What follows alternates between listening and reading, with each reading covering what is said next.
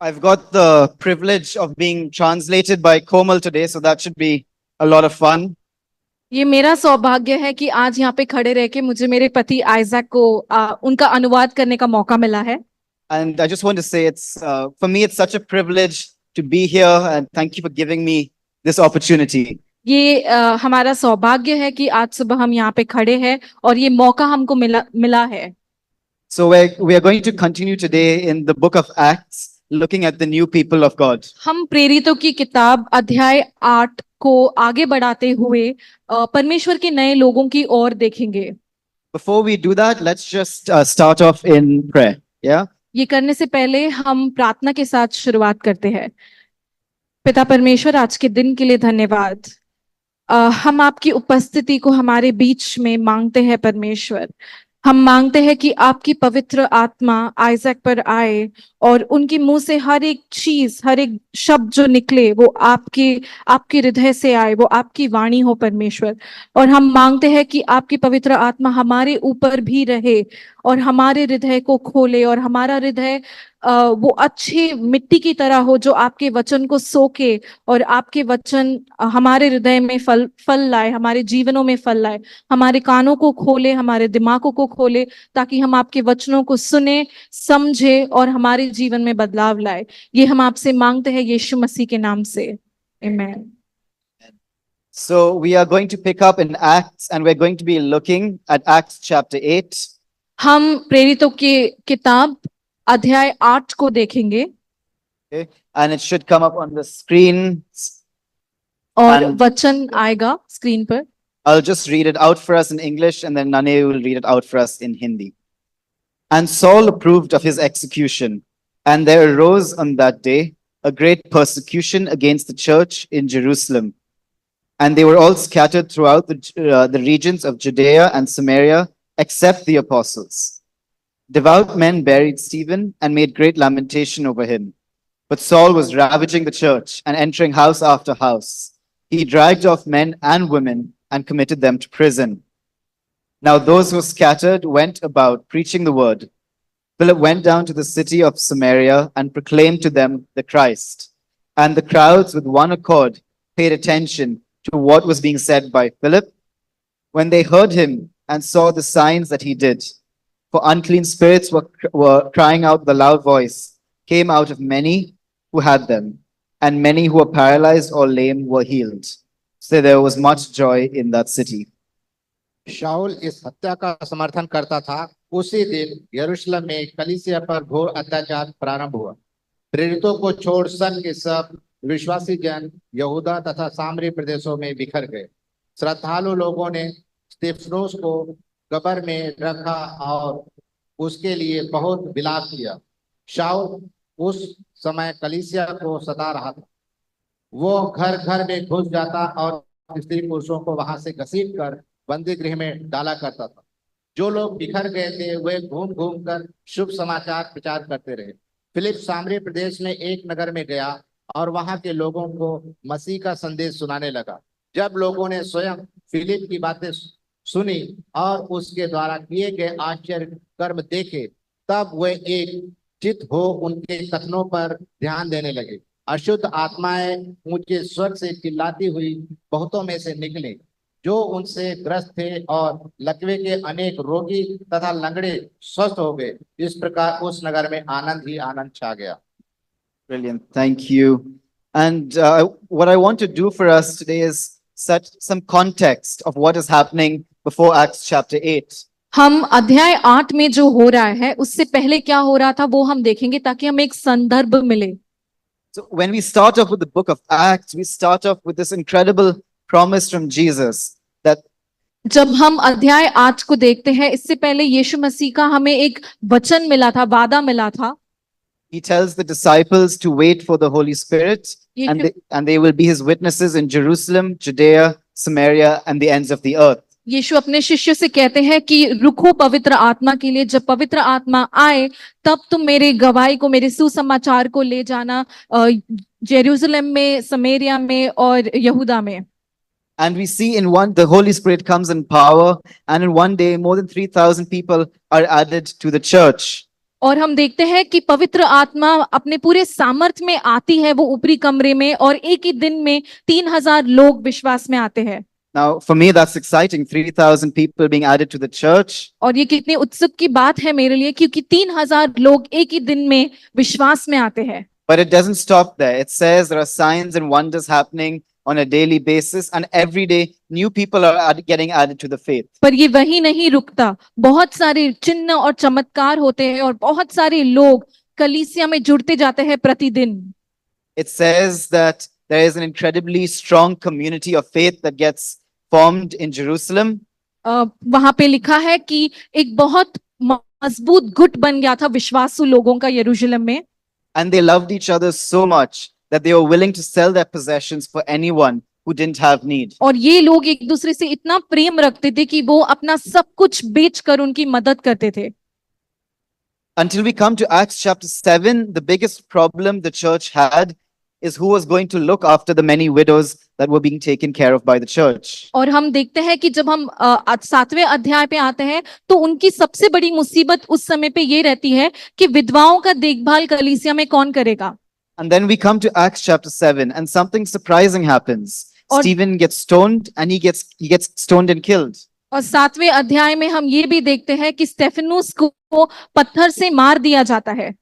And in Acts chapter 8, we see a massive persecution breaks out against the church. और 8वें अध्याय में हम देखते हैं कि बड़ा सताव कलीसिया पर आता है।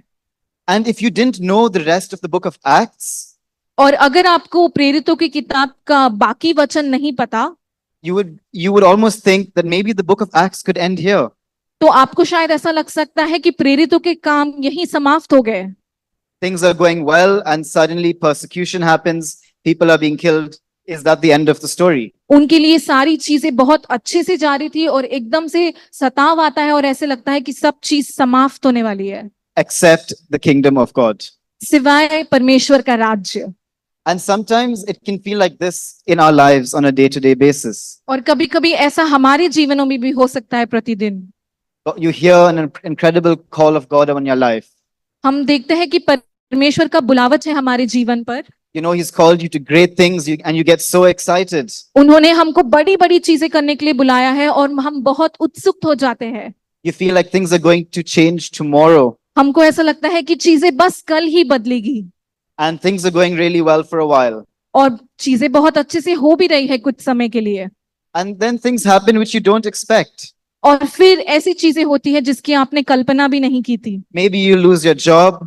शायद आपका जॉब चले जाता है, Maybe you lose a loved one or you start to have some issues with your health. शायद आपके प्रिय गुजर जाते हैं या आपकी सेहत से आपको कठिनाइयां हो रही है। And you begin to question, you ask God, where are you in this moment? और हम परमेश्वर से एक सवाल पूछते हैं कि परमेश्वर इस परिस्थिति में आप कहाँ हो। The new church formed in Jerusalem must have been asking God that question as they scattered. God, I thought you promised us the ends of the earth. I thought we would have strength. ये यरूशलेम की जो नई कलीसिया थी इस समय शायद वो भी यही सवाल पूछ रहे होंगे कि परमेश्वर आप कहाँ हो, मुझे लगा था आपने कहा था कि हम धरती के छोर तक जाएंगे, बट आज मेरे पास ताकत ही नहीं है। If you're familiar with the book of Acts, I've mentioned this verse. We love chapter 1 verse 8. हम लोग ने अगर ये अध्याय पढ़ा है तो मुझे 8वां वचन बहुत अच्छा लगता है। Jesus promises the disciples Jerusalem, Judea, Samaria and the ends of the earth. यीशु उनसे वादा करता है कि वो जाएंगे यरूशलेम में, समरिया में और धरती की छोर तक। And if I asked us by a show of hands who wants that, I think we would probably all put our hands up. और अगर मैं आपसे ये सवाल पूछूं कि क्या ये आपको चाहिए, तो शायद हम में से सब लोग हमारा हाथ ऊपर रखें। But one thing we have to realize is that the way Acts chapter 1 verse 8 gets fulfilled but एक चीज जो हमें देखनी है कि ये वचन एक्ट्स चैप्टर 8 उसका 8वां वचन is through Acts 8 verse 1. It says persecution broke out and they spread to the regions of Judea and Samaria. और इसका पहला ही वचन कहता है कि एक बड़ा सताव आ गया था यरूशलेम में, युडेया में और समरिया में। Friends, our God is a sovereign God हमारा जो परमेश्वर है वो सारी चीजों का ताबा रखता है and he works even in situations that we cannot understand. और वो ऐसे परिस्थिति में भी काम करता है जो हम नहीं समझ पाते। On the cross, Satan struck his heel, क्रूस पर शैतान ने यीशु के पैरों को मारा and he crushed his head, and the power of death was broken forever. और यीशु ने उसके सर को कुचला और पाप का जो सामर्थ था वो हमेशा के लिए अंत हो गया। So as you look at situations in your life which you can't understand sometimes, जैसे हम हमारे जीवन की परिस्थितियों को देखते हैं जो हमें कभी कभी नहीं समझ आती, understand that our God is a sovereign God. He is with you, He is for you, and He will never leave your side. समझिए कि ऐसी परिस्थिति में भी यीशु आपके साथ है, वो आपको कभी नहीं छोड़ेंगे। I love stories, so I'm going to tell a story, but this is a story that actually happened. मुझे कहानियां पसंद है तो मैं एक कहानी बताऊंगा और ये कहानी असल में हुई है। Until the 1940s in China, China was open for Christian missionaries. 1940 तक चीन राष्ट्र में क्रिश्चियन मिशनरीज को आने देते थे And in the 1940s, there was a political revolution and civil war. और एक वहां पे कुछ सरकार की वजह से कुछ उथल पुथल हुआ, एक वॉर हुआ जिसकी वजह से And all the missionaries had to leave, and the existing Christians and churches had to go underground. जिसकी वजह से सारे जो मसीह मिशनरीज थे उनको चीन को छोड़ना पड़ा और सारे मसीह लोग जो चीन में थे, विश्वासी लोग, उनको गुप्त में जाना पड़ा। And this civil war continued for a while, and Christian missionary societies thought because of persecution, the church would die out in a few years. और चीन का जो ये वॉर है वो बढ़ता रहा। Yet when China was open to the world again, और जब चीन ने अपने दरवाजों को वापस दुनिया के लिए खोला, what they found was that there were between 50 million to 100 million Christians at this point. जो उन्होंने देखा कि वहां पे 5 से 50 से 10 करोड़ मसीही लोग थे। And the Bible is full of stories exactly like this, that things happen which go against our plans, and yet in the midst of this, God says, I am working and I am with you. और Bible की कहानी ही ये है, जब आपको लगता है कि चीजें हमारे लिए नहीं जा रही है, उसी वक्त परमेश्वर कुछ करते हैं और उनकी योजनाओं में वो आगे बढ़ते हैं। During worship, I love the parable which Neil brought. Which Neil brought the parable. जो नील ने कहानी ले आई बाइबल से। And I was thinking of exactly that parable while we were in the midst of worship. मैं उसी कहानी के बारे में सोच रहा था जब हम आराधना में थे। But I want to demonstrate something for us, so I need 2 volunteers. तो मुझे कुछ बताना है जिसके लिए मुझे 2 लोगों की मदद चाहिए। I need someone to be the father and someone to be the son in the story of the prodigal son. So मैं चाहता हूँ कि कोई एक पिता का भाग करे और कोई वो उड़ाऊ पुत्र का भाग करे। Jimon's volunteering, and I need one more person. Rohan, do you want to? Okay, we've got one more volunteer. Great. Please come in front. Whoever the 2 volunteers are, yeah. And I'll need a chair. Just give me a sec.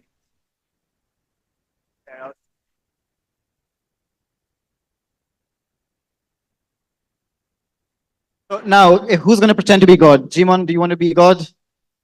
कौन Okay. परमेश्वर बनेगा? Jimon, okay, take a seat, Jimon. Okay.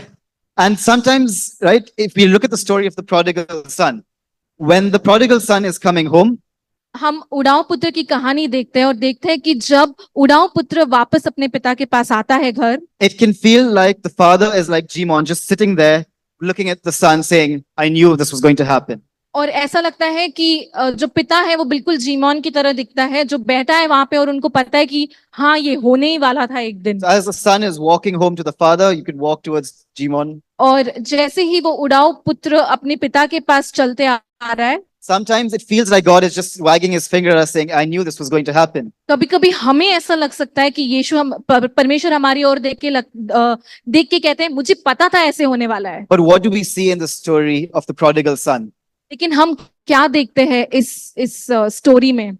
As the father sees the son from a distance, Jimon, you can stand. जैसे पिता अपने पुत्र को दूर से देखते हैं, It is the father that runs to the son and embraces the son, not the other way around. पिता भागता है अपने पुत्र के पास जाता है, उल्टा नहीं, बेटा नहीं भाग के आता बट पिता भागता है। Thank you guys. Thank you guys. That's the demonstration that I want to show for us. We think it's us walking to the father, but it's the father who's running towards us. हमको ऐसा लगता है कि हम हमारे पिता की ओर चलते जा रहे हैं, लेकिन असल में ये होता है कि पिता हमारी ओर दौड़ते आ रहा है। The father is saying to us, my son, my daughter, I love you and I will never leave you. पिता हमसे कहते हैं कि मेरा बेटा मेरा बेटी मैं तुमसे प्यार करता हूँ, मैं तुमको कभी नहीं छोड़ूंगा, कभी नहीं ठुकराऊंगा। One of my favorite prayers in the entire Bible मेरा सबसे अच्छा प्रार्थना पूरे बाइबल में ये है, is that of Shadrach, Meshach, and Abednego as they were about to be thrown into the furnace. ये है शाद्रक मिशक अबेदनेगो के बारे में, जब उनको आग में फेंकने वाले थे। They say to the king, "My God can save us, but even if he does not, we will not worship you still." वो राजा से कहते हैं कि आप मुझे आग में फेंक सकते हो और मेरा परमेश्वर मुझे बचा सकता है, लेकिन अगर वो मुझे नहीं भी बचाता है तो भी मैं आपके सामने नहीं झुकूंगा। And I want to encourage us when things happen which we don't understand, or if we are persecuted, because persecution will happen. मैं आपको प्रोत्साहित करना चाहता हूँ, आपका विश्वास ऐसे रहे सताव के मौके में भी, क्योंकि सताव होगा, To trust God for who he is, कि हम परमेश्वर पे विश्वास करें जो वो है उसके लिए, and that is our loving Father, and not for our ability to understand what is happening around us. और वो हमारा प्रिय पिता है। ना ही हम उन पे इसके लिए विश्वास करें कि वो हमारे साथ क्या कर रहे हैं या हमारे इर्द गिर्द क्या हो रहा है। Some of the questions that I ask myself to get perspective in tough times are, कुछ प्रश्न जो मैं अपने आप से पूछता हूँ जब परिस्थितियां बहुत कठिन होती है। one, do I really believe God loves me? पहला सवाल, क्या मैं सच में विश्वास करता हूँ कि परमेश्वर मुझसे प्रेम करते हैं। Second question, do I believe that God is powerful enough to work in this circumstance? क्या मैं विश्वास करता हूँ कि जो भी मेरी परिस्थिति हो, परमेश्वर इसमें अभी भी सामर्थ्यशाली है। And the third question would be, it just because I cannot understand what is happening, does that mean that God does not have a good plan? और तीसरा सवाल ये है कि क्योंकि मुझे अब इस परिस्थिति में नहीं समझ आ रहा कि क्या हो रहा है, क्या इसका मतलब ये है कि परमेश्वर के पास मेरे लिए कोई योजना नहीं है। And for me, this helps me get perspective in tough times. और ये सवाल मुझे मदद करते हैं समझने के लिए कि क्या हो रहा है। Ephesians 2 verse 10, it says, we are God's handiwork, created Ephes- in Christ Jesus to do good works, which God prepared in advance for us to do. एफिसियों का 2:10 वचन कहता है कि हम उनके हाथ में हैं, उनकी बनाई हुई रचना है। As we've been saved, God doesn't just say, you've been saved, and now take your seat and wait for me to return. जब हमारा बचाव होता है, सिर्फ ऐसा नहीं है कि हमारा बचाव हो गया है तो हम हाथ बंद करके बैठ जाए, God invites us into the greatest adventure we can ever go on. लेकिन परमेश्वर हमें बुलाते हैं कि हम उनके साथ एक रोमांचक यात्रा पे चले। And that is to partner with him in his plan for the redemption of all mankind वो through ये Jesus Christ. वो ये है कि हम उनके साथ साझेदारी करें कि हम छुटकारा दुनिया तक ले आए। My second point is about listening to the call of God on our lives. मेरा दूसरा जो पॉइंट है वो ये है कि हम परमेश्वर की बुलावट को हमारे जीवन में सुने। I love verse 26 of chapter 8. It says, an angel spoke to Philip and told him to go meet someone on the road to Jerusalem, from Jerusalem. और अगर हम 8वें अध्याय को देखें तो यहाँ पे एक जगह है जहाँ पे फिलिपी से एंजल बात करते हैं और वो कहते हैं कि तुम समरिया में जाओ। Now, if I were Philip, I would probably start debating with God. और अगर मैं फिलिपीस के जगह पे होता तो शायद मैं परमेश्वर के साथ मतभेद करता। I would probably start saying, God, don't you see the persecution happening over here? मैं उनसे कहता कि आप देख रहे हो कैसा सताव यहाँ पे हो रहा है। Don't you see what's happening? This is not the time for advance. This is the time for safety and security. मैं उनसे कहता कि ये आगे बढ़ने का समय नहीं है, ये छुपने का समय है। But instead, in verse 27, it says, Philip started out. लेकिन 27 वाक्य में कहता है कि वहां से फिलिपिस आगे बढ़ा। He has no idea what he has to do or where he's going, उसे नहीं पता कि उसे कहाँ जाना है, but he goes. लेकिन वो जाता है। And the question I want to ask you और ये सवाल मुझे आपसे पूछना है, is, what is God saying to you? आपको परमेश्वर क्या कह रहे हैं? We want God to give us steps 1, 2, 3, 4, and 5. हम चाहते हैं कि परमेश्वर हमको पहला, दूसरा, तीसरा, पांचवा steps they. But sometimes God says, start with step 1 and trust me for the rest. पर कभी कभी परमेश्वर कहते हैं कि आप पहला कदम बढ़ाओ और दूसरे तीसरे के लिए मुझ पे विश्वास रखो। What is God saying to you as an individual or as a church? आपको व्यक्तिगत रूप से परमेश्वर क्या कह रहे हैं और कलीसिया होने के नाते हमसे परमेश्वर क्या कह रहे हैं? What is your Jerusalem, Judea, Samaria, and the ends of the earth? आपका यरूशलेम, यूदया और समरिया क्या है और आपका धरती का छोर क्या है? The world will always tell us wisdom looks like this. You have to do this. This is wise. दुनिया हमसे हमेशा कहेगी कि ये बुद्धिमान चीज है, ये ऐसा दिखता है। They would say to you, don't leave your job to follow God. वो आपसे कह सकते हैं कि आपका आपका जॉब मत छोड़ना परमेश्वर के लिए। They might say to you, don't move countries to follow God. वो आपको कह सकते हैं आपका राष्ट्र आप मत छोड़ो और परमेश्वर के पीछे मत हो लो। The world might say, don't preach the gospel because of fear of your life. वो कह सकते हैं कि उनके पीछे मत चलो, अपने जीवन के बारे में आप सोचो। And in all this, God would say, trust me and listen और- to my voice, not the voice of the world.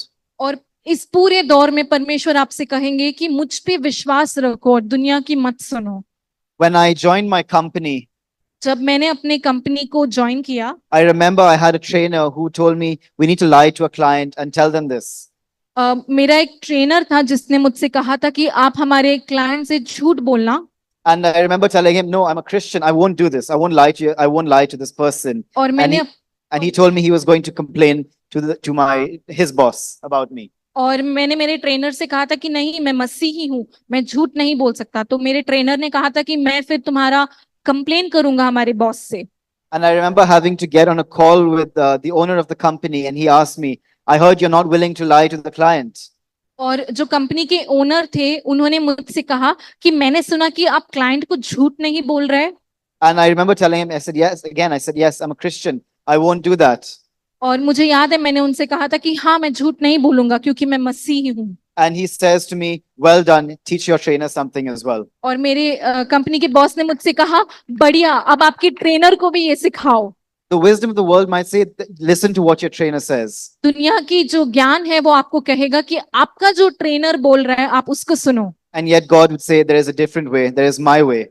और फिर भी इस परिस्थिति में परमेश्वर कहेगा कि एक अलग रास्ता है और वो रास्ता मेरा रास्ता है। Another thing I want to highlight for us is that the disciples stayed in Jerusalem while other people spread to Judea and Samaria. और एक चीज जो मुझे यहाँ पे इस अध्याय से बतानी है कि वो जो प्रेरित थे वो यरूशलेम में रहे, वो वहीं रहे, लेकिन जो विश्वासी लोग थे वो आगे बढ़े समरिया में।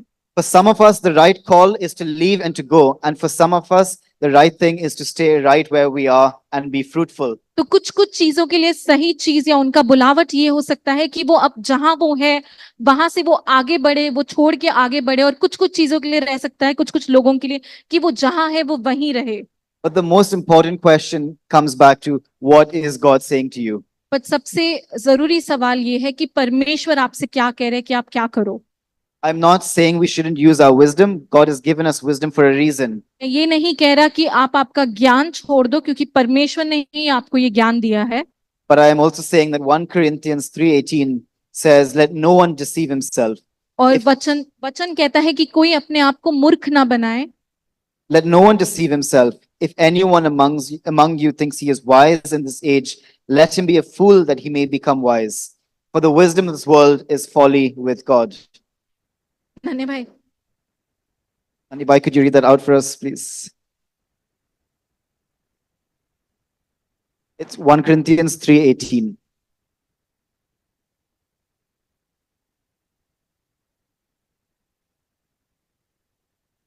Continue? Okay, I'll continue for now. And my third point is joy in the city. मेरा तीसरा बिंदु है शहर में आनंद। Verse 8 says there was great joy in that city वचन 8वां कहता है कि उस शहर में बहुत आनंद था, because Philip was doing what God had called him to do. क्योंकि फिलिप वो कर रहा था जो परमेश्वर ने उसे बुलाया गया था करने के लिए। If you read verse 6 and 7, अगर आप 6 और 7वां वचन पढ़ते it हो, says that people were being healed, demons were being cast out, and people were listening to the message that Philip was preaching. उस वचन में लिखा गया था कि बहुत सारे लोग विश्वास कर रहे थे, वहां पे चिन्ह चमत्कार हो रहे थे, वहां पे चंगाई हो रही थी, वहां पे जो बुरी आत्माएं थे उनको भी निकाला जा रहा था। When I read these verses, my mind goes to Isaiah 61, verse 1 and 2. जब मैं इन वचनों को पढ़ता हूं तो मेरा दिमाग आयसाया के वचन पे जाता है। This reminds me almost of the fulfillment of that promise. मुझे उस वादे के बारे में याद आता है और उस वादे की जो पूरी होने की बात है वो याद आती है। It says, the Spirit of the Lord is upon me, Yes. because the Lord has anointed me to bring good news to the poor. He has sent me to bind up the brokenhearted, to proclaim liberty to the captives, and the opening of the prison to those who are bound. यशाया का वचन में एक वादा है जो कहता है कि आपके ऊपर परमेश्वर की आत्मा उतरेगी और उस आत्मा के द्वारा आप कार्य करोगे, आप चंगाई लाओगे, आप जो बंदीगृह में हो उनको छुड़ाओगे। Philip was doing exactly what God has promised the people of God would do. और फिलिप बिल्कुल वही कह रहे थे जो परमेश्वर ने कहा था कि परमेश्वर के लोग करेंगे। And the call of God on our lives is still the same today. और परमेश्वर की बुलावट हमारे जीवन में आज भी वही है। We know the message that Philip was speaking about, the people were paying attention to, हम उस मैसेज को जानते हैं जो फिलिपीस बोल रहा था, वो कह रहा था, was of Jesus' death and resurrection. वो बता रहा था यीशु की मृत्यु और उनके पुनरुत्थान के बारे में। And I want to encourage us, Harvest of Grace, let us never depart from that. और मैं आपको कहना चाहूंगा कि हम उस वचन से कभी ना छोड़े। The cross isn't just a message we preach for people to get saved. हम ये वचन इसीलिए नहीं बताते ताकि लोगों का जान बचे, Let us come back to the cross on a daily basis. पर हम उस क्रूस की ओर हमेशा आए, Because in the cross we see the grace of God that saves, क्योंकि उस क्रूस पर परमेश्वर का अनुग्रह है जो हमें बचाता है, and we see the grace of God that continues to sustain us on a daily basis. और वो अनुग्रह है जो हमें प्रतिदिन बचाता है। Let us never lose the wonder of the God that we have that is right by our side. और हम कभी इस अद्भुत काम से अलग ना हो, इसे कभी भूले ना। The parable of the man that found a treasure in the field. हमको वो कहानी पता है जहाँ पे कुछ अद्भुत चीज, एक ट्रेजर जैसा एक मनुष्य को मिलता है। It says he sold everything because he found that treasure. वो अपना जो भी है सब कुछ वो बेच देता है क्योंकि उसे वो मूल्यवान चीज मिली थी। Is that how we see God? Is he our greatest treasure that nothing else matters? क्या हम परमेश्वर को ऐसे देखते हैं, एक मूल्यवान ट्रेजर के जैसे जिसके सामने किसी और का कुछ मूल्य नहीं है? Harvest of Grace, whom do we have in heaven but God? And what can this earth give us? क्या है हमारे पास और क्या है जो परमेश्वर हमें नहीं दे सकता? The riches of this world, everything the world can offer us, it's rubbish. जो भी हमें ये दुनिया दे सकती है वो कुछ नहीं है, वो कूड़ा कचरा जैसा है। Nothing can compare to the beauty of having a relationship with God. कोई भी चीज परमेश्वर के साथ एक रिश्ता के साथ तोल नहीं कर सकती। So let us never depart from that. हम कभी उस चीज से अलग ना हो। In the message of the cross, you carry love, a message of love, a message of joy, peace, and hope with you. क्रूस के सुसमाचार में एक शांति है, एक खुशी है। In the message of the cross, you carry hope for someone that hasn't had hope in a long time. एक आशा है उन लोगों के लिए जिनके पास कोई आशा नहीं है। So let's be faithful in taking that message to the people around us. तो हम विश्वास से वो सुसमाचार लोगों तक ले जाए। And as we keep our eyes fixed on God, और जैसे हम हमारी आंखों को परमेश्वर पर लगाएंगे, I can guarantee you that God will become so big in your eyes मैं आपको सच में कह सकता हूँ कि परमेश्वर हमारी आंखों में इतना बड़ा होगा that nothing else matters. कि कोई भी चीज मायने नहीं रखती। There have been so many times where I've gone to God asking God for something in prayer.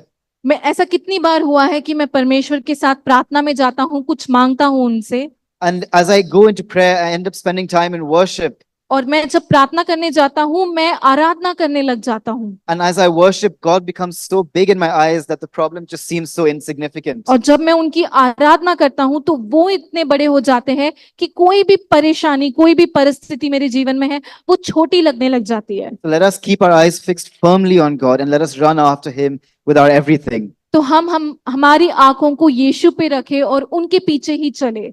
This doesn't happen automatically.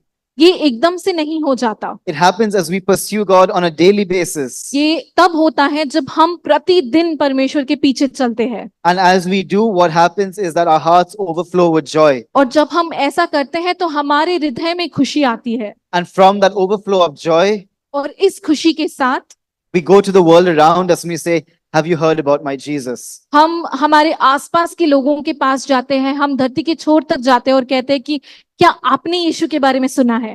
From a place of saying that my God is my Father and nothing can touch me, we are filled with faith that says God can heal. हम कह सकते हैं एक विश्वास से कि परमेश्वर आपको चंगा कर सकते हैं। We are filled with a boldness that we know is not our own. हम एक विश्वास से कह सकते हैं कि परमेश्वर ही है।